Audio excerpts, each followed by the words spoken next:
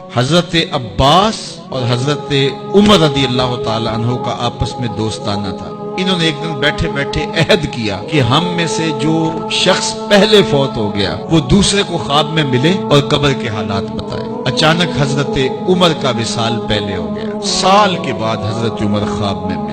اس نے کہا عباس مجھے وعدہ تو یاد تھا لیکن سخت حساب آن پڑا تھا تو میں تو اس کے اندر لگا رہا، تو اب کیا ہوا؟ کہا پھر اللہ نے کہا چلو اس کو یوں ہی معاف کر دو۔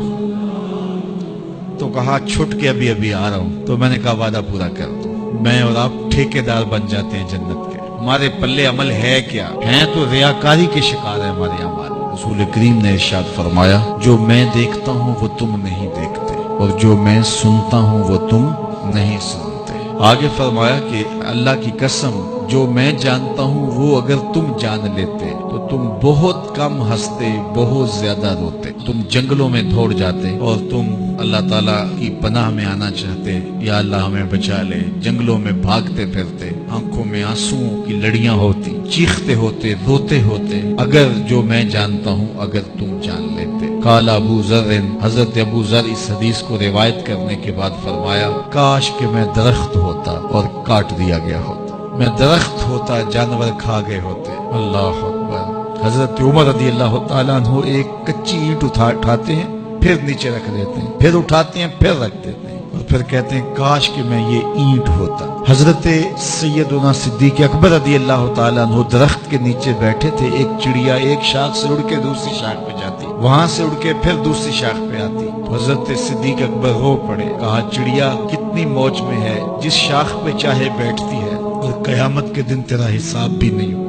کہا پھنسے تو ہم ہیں۔ رسول کریم صلی اللہ علیہ وآلہ وسلم سے لوگوں نے کہا حضور آپ بوڑھے ہو گئے۔ حضور کی مبارک داڑھی میں سفید بال، سر انور میں بھی سفید بال، اگرچہ ان کی تعداد محدود تھی لیکن ظاہر ہوئے۔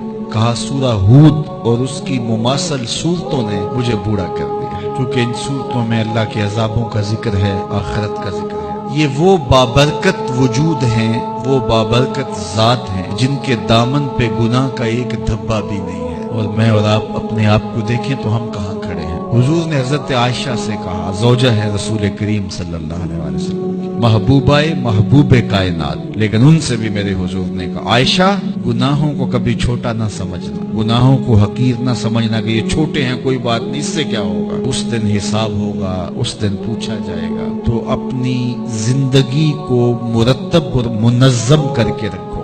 ہم بہت سارے گناہ دائیں بائیں دیکھ کے کرتے ہیں۔ جب ہم معاشرے میں برائی پھیلی ہوئی دیکھتے ہیں تو ہم کہتے ہیں کہ دیکھو نا یہ سارے کر رہے ہیں تو میں ہی بہت متقی آ گیا ہوں جی، دائیں بائیں دیکھ کے گناہ کرتے ہیں۔ پھر ہم کہتے ہیں فلاں بخشا گیا تو ہم بھی بخشے جائیں گے، اچھا اگر وہ نہ بخشا گیا تو پھر جہنم میں جانا قبول ہے۔ تو دائیں بائیں دیکھ کر دلیر ہو جاتے ہیں۔ تو آئیے ہم اپنی آخرت کے لیے سوچیں، اپنی زندگی کو اچھائی کی راہوں کا مسافر بنائیں۔